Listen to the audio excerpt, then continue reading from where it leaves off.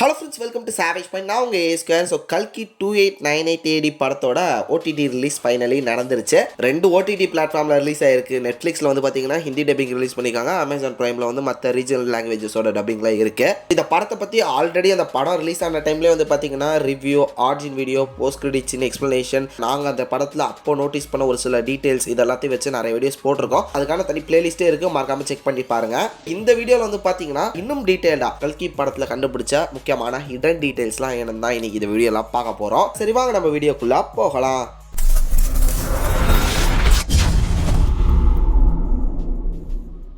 First hidden detail என்னன்னு பார்த்தீங்கன்னா, இந்த படத்தோட ஸ்டார்டிங்கில் லோகோவில் வந்து பார்த்தீங்கன்னா கிருஷ்ணரை காட்டுவாங்க. அதுலேருந்து தான் அப்படியே அந்த அனிமேஷன் ஷார்ட்ஸ்லாம் அப்படியே போகும். அந்த மகாபாரத போர்ஷன்ஸ்லாம் காட்டுவாங்க.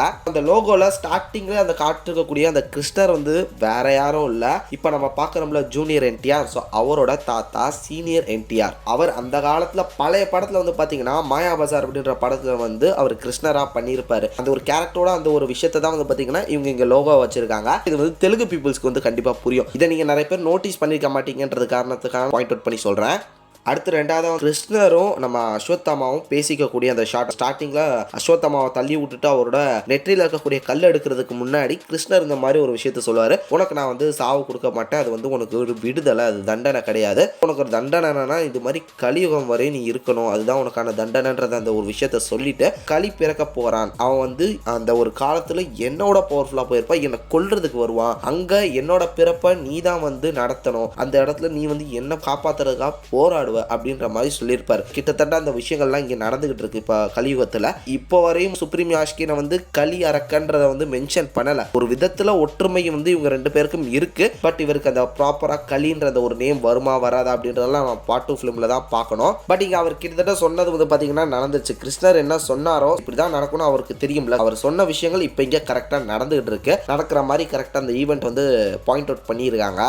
அதுக்கு அடுத்து மூணாவதாக பார்க்க போகிறது கல்கியோட அந்த டைட்டில் போட்டதுக்கப்புறம் ஒரு அனிமேஷன் சீக்வன்ஸ் ஒன்று வரும். அந்த அனிமேட்டட் ஷார்ட்ஸ்லாம் வந்து பார்த்தீங்கன்னா ரியல் லைஃப்பில் நடந்த பல இன்சிடென்ட்ஸ் அந்த இடத்துல வந்து கொண்டு வந்திருப்பாங்க. நிறைய உண்மையான சம்பவங்களை வந்து அனிமேட் பண்ணியிருப்பாங்க. அதில் ஃபஸ்ட்டு வந்து பார்த்தீங்கன்னா வைக்கிங்ஸோட வாரெல்லாம் வந்து காமிச்சிருப்பாங்க. முகமூடி அணிஞ்ச ஒரு போர் வீரர் வந்து பார்த்தீங்கன்னா ஒருத்தரோட தலையை வெட்டுற மாதிரி காட்டுவாங்க. அது வந்து வைக்கிங் போர் வீரர்களோட உடையது. அதுக்கப்புறம் ஜூலியஸ் சீசரை காமிச்சிருப்பாங்க. ஸோ அவர் வந்து பார்த்தீங்கன்னா ஒரு மிக கொடூரமான ஒரு டிக்டேட்டர், அவர் வந்து காமிச்சிருப்பாங்க. அதுக்கப்புறம் கன் வச்சிருக்க ஒரு பிரிட்டிஷ் ஒரு சோல்ஜர் வந்து பாத்தீங்கன்னா காட்டனை வந்து சேமிச்சுக்கிட்டு இருக்கக்கூடிய விவசாயிகளை வந்து கண்காணிக்க மாதிரி அவங்கள சுடுற மாதிரியான ஒரு ஷாட் ஒன்று இருக்கும். அது வந்து பாத்தீங்கன்னா 1861ல USA சிவில் வார் அப்போ காட்டன் ப்ரொடக்ஷனை வச்சு ஒரு மிகப்பெரிய சண்டை, ஒரு வார் போச்சு. அதுக்கப்புறம் பிரிட்டிஷர்ஸும் இதை பண்ணாங்க, பிடிச்சி வச்சிருந்தாங்க சுதந்திரம் கொடுக்காம. அந்த மாதிரியான கண்ட்ரீஸ்லாம் வந்து காட்டன், தேயிலை இதெல்லாம் வந்து விவசாயம் செய்ய வச்சு அதெல்லாம் அவங்க நாட்டுக்கு எக்ஸ்போர்ட் பண்ணி சம்பாதிச்சு நம்ம ஊர்க்காரங்க சுட்டு கொண்டு இது மாதிரியான பல விஷயங்கள்லாம் நடந்தது அந்த டைம்ல. அதையும் ஒரு பக்கம் காமிச்சிருப்பாங்க. அதுக்கப்புறம் ஹிட்லரோட சோல்ஜர்ஸ் வந்து காமிச்சிருப்பாங்க. ஒரு கை நீட்டி அவங்க வந்து ஒரு மாதிரி பிளட்ஸ் எடுக்கிற மாதிரி ஒரு சீக்வன்ஸ் இருக்கும்ல, அது வந்து ஹிட்லரோட அந்த ஒரு சோல்ஜர்ஸ் தான். தென் அதுக்கப்புறம் இந்து முஸ்லிம்ஸோட சண்டை, ஒரு சைடு வந்து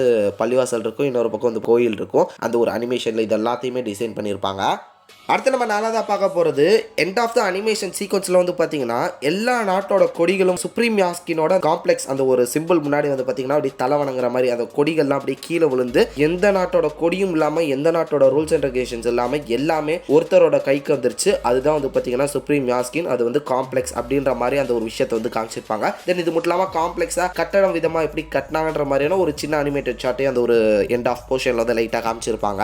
கமல்ஹாசனே சொல்லியிருப்பாரு இது வந்து எப்படி நடந்தது, எப்படி காம்ப்ளெக்ஸ் வந்து தலை தூக்குச்சு அப்படின்னு வந்து பார்த்தீங்கன்னா இந்த உலக நாடுகள் எல்லாமே போர் பண்ணி அவங்களே அவங்கள அடிச்சுக்கிட்டு அழிஞ்சு அந்த மாதிரியான விஷயங்கள் நடந்து ஒழுங்கான பொலிட்டிக்கல் லீடர் இல்லாம ஒரு ஆர்மி எதுவுமே இல்லாம ஒருத்தருக்கு ஒருத்தர் அடிச்சு மொத்தமா அழிஞ்ச நிலையில இருக்கும் போது இந்த காம்ப்ளெக்ஸும் சுப்ரீம் யாஸ்கினோட இந்த ஒரு கூட்டமும் வந்து பார்த்தீங்கன்னா அந்த நேரத்தை தலை தூக்கி இருக்கு. அப்போ மற்ற நாடுகளோட சோல்ஜர்ஸ், பொலிட்டிக்கல் லீடர்ஸ் இது மாதிரியான பலருமே வந்து வீக்கா இருந்திருக்காங்க. ஏன்னா அவங்களே அடிச்சுக்கிட்டு ஒன்றும் இல்லாமல் போயிட்டாங்கன்ற காரணத்தினால இங்க இப்பேற்பட்ட ஒரு பவர்ஃபுல்லான ஹேண்ட் வந்து நிற்கும் போது எல்லா கண்ட்ரீஸும் அவங்களுக்கு முன்னாடி தலை வணங்குற மாதிரி ஆயிருச்சு. ஸோ அப்படிதான் வந்து பார்த்தீங்கன்னா இவங்களோட ரைஸ் அமைஞ்சிருக்கு அப்படின்ற மாதிரி இந்த ஒரு இடத்துல வந்து காமிச்சிருக்காங்க. அதாவது நாகாஸ்வின் வந்து பார்த்தீங்கன்னா அவராக ஓனா நிறைய விஷயங்கள் வந்து இதில் இன்புட் கொடுத்துருக்காரு. அது வந்து இந்த மாதிரியான ஒரு ஃபிக்ஷனல் விஷயத்தையும் கதைக்கு ஏற்ற மாதிரி சூப்பராக அமைச்சிருக்காரு.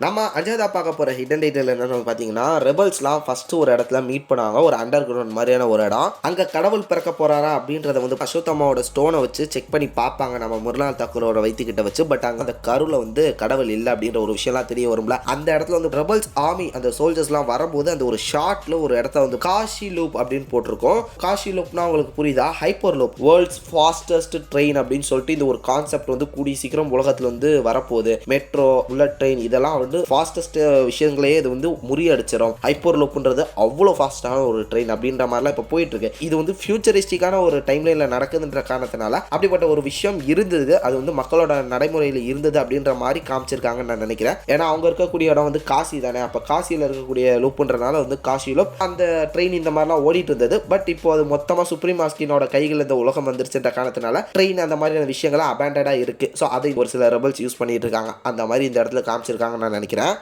அடுத்து நம்ம ஆறாவதா பார்க்க போகிற ஹிடன் டீடைல்ஸ் என்னன்னா, இந்த படத்தில் வந்து குழந்தை பெற்றுக்க தகுதி இருக்கக்கூடிய பெண்கள் எல்லாத்தையுமே வந்து பார்த்தீங்கன்னா தனித்துவமான ஒரு இடத்துல வச்சு அவங்கள வந்து அப்சர்வேஷனில் வச்சு அவங்களுக்கு வந்து சீடிங் பண்ணுவாங்க. அவங்க வந்து கடவுளை சுமக்கிற அளவுக்கு அவங்களுக்கு வந்து தகுதி இருக்கா அப்படின்ற மாதிரி ஒரு ஃபார்முலா வச்சு அவங்களுக்கு சீடிங் பண்ணி அவங்கள ப்ரெக்னென்ட் ஆக்குவாங்க.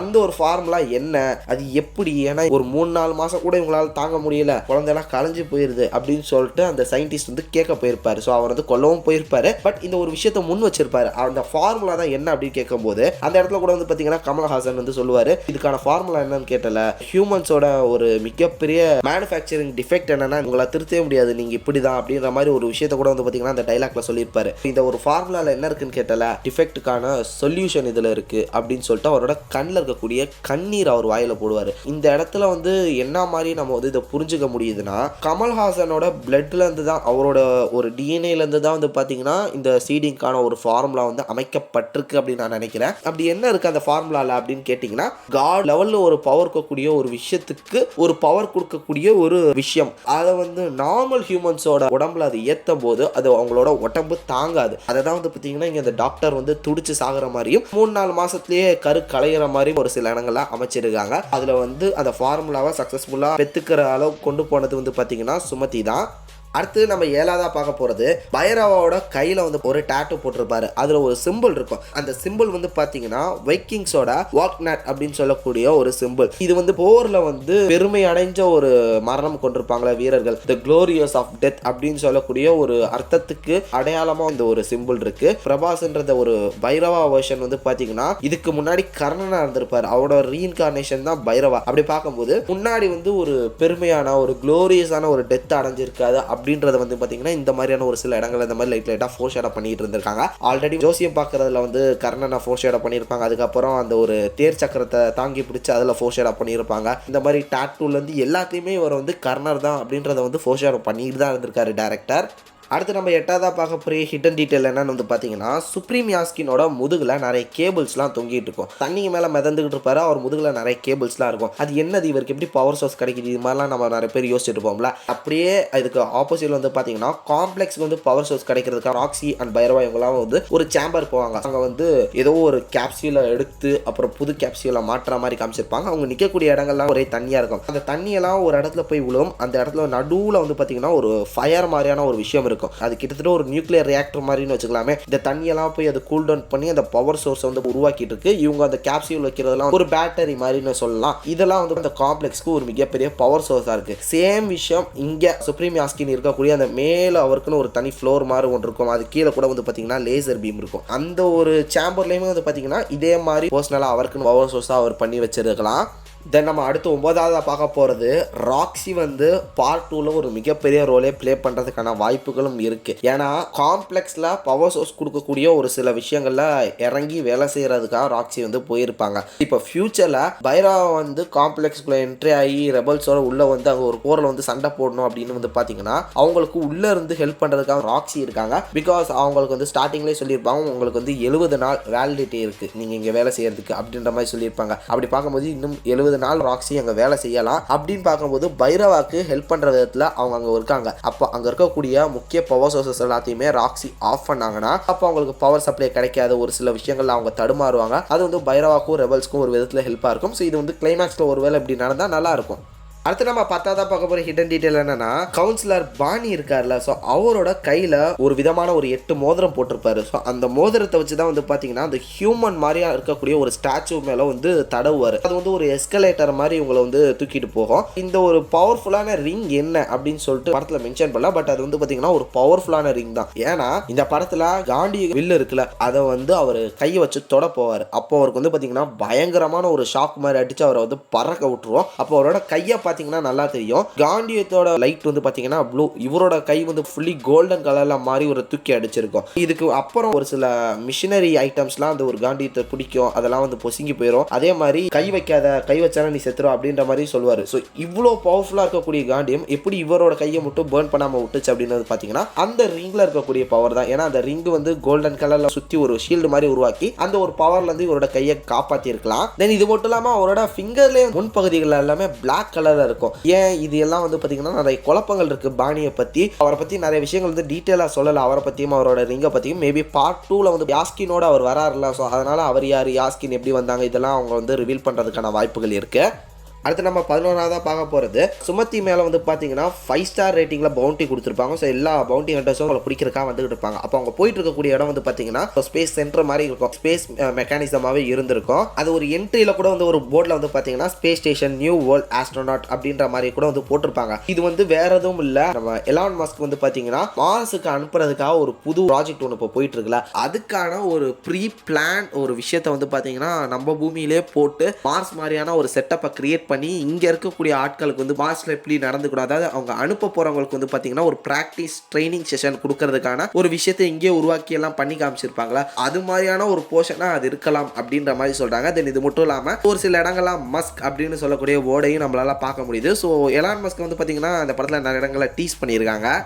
அடுத்து நம்ம 12ஆவதாக பார்க்க போகிறது, அஸ்வத்தமா வந்து எவ்வளோ பவர்ஃபுல்லான ஒரு ஆள். அவர் அவ்வளோ பேரை ஒத்த கையால் தூக்குறாரு, அடிக்கிறாரு, பறக்க விடுறாரு, எவ்வளோ சக்தி வாய்ந்தவராக இருக்காரு.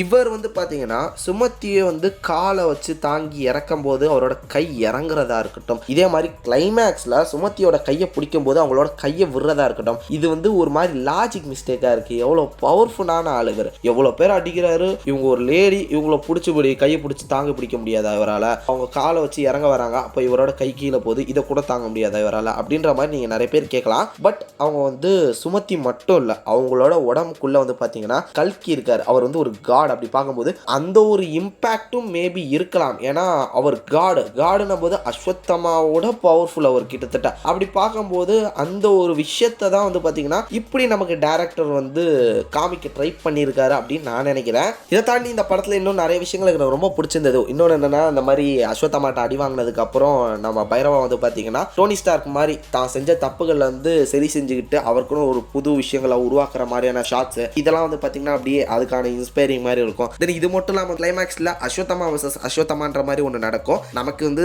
நல்லாவே தெரிஞ்சு போச்சு. அதில் ஒன்று வந்து பார்த்தீங்கன்னா பிரபாஸ் ஹாலோகிராம், இன்னொருத்தர் தான் ஒரிஜினல். அதில் வந்து யார் ஹாலோகிராம் யார் ஒரிஜினல்ன்றதை டிஃப்ரென்ஷியேட் பண்ணி நமக்கு விஷுவலாக காட்டணுன்றதுக்காகவே வந்து பார்த்தீங்கன்னா அந்த ஃபைட்டில் தடியை வச்சு சண்டை போட்டுக்குவாங்க. அப்போது யார் ஹாலோகிராம் வேர்ஷனோ அவரோட தடி மட்டும் வந்து பார்த்தீங்கன்னா அடிக்கும் போது சின்னதாக ப்ளூ கலரில் ஒரு ஸ்பார்க் வந்துருப்போம். அதுலேயே நமக்கு வந்து டிஃப்ரென்ஷியேட் பண்ணுறாங்க. ஸோ அந்தளவு விஎஃப்எக்ஸ் ஒர்க் வந்து பார்த்தீங்கன்னா அதில் அவ்வளோ நுண்ணியமாக இறங்கி பண்ணியிருக்காங்க. இதெல்லாம் எனக்கு இந்த படத்தில் ரொம்ப பிடிச்ச விஷயங்கள். ஸோ இந்த மாதிரி ஓவராலாக இந்த கல்கி படத்தை பற்றி நிறைய விஷயங்கள் நோட்டீஸ் பண்ணலாம். நிறுத்தி பார்த்தா நிறைய விஷயங்கள் இருக்குது. அப்படி ஒருவேளை உங்களுக்கு பார்ட் 2 வீடியோ வேணாலும் மறக்காம கீழே கமெண்ட் செக்ஷனில் மென்ஷன் பண்ணுங்க. பிகாஸ் வீடியோ ரொம்ப லென்த்தாக போயிட்டு இருக்கு. சரி, ஓகே, இந்த வீடியோ உங்களுக்கு ரொம்ப பிடிச்ச ஹிடன் டீடைல் என்னன்றதை மறக்காம கீழே கமெண்ட் செக்ஷனில் மென்ஷன் பண்ணுங்க. இதை தாண்டி நீங்கள் ஏதாவது நோட்டீஸ் பண்ணியிருந்தீங்கன்னா அதன்றதை மறக்காம கீழே கமெண்ட் செக்ஷனில் மென்ஷன் பண்ணுங்க. அடுத்த வீடியோ நான் பேசிடுறேன். சரி, ஓகே, அடுத்த ஒரு இன்ட்ரெஸ்டிங்கான வீடியோவில் நாளைக்கு உங்களை மீட் பண்ணுறேன். அது வரையும் tata bye bye, take care from A Square.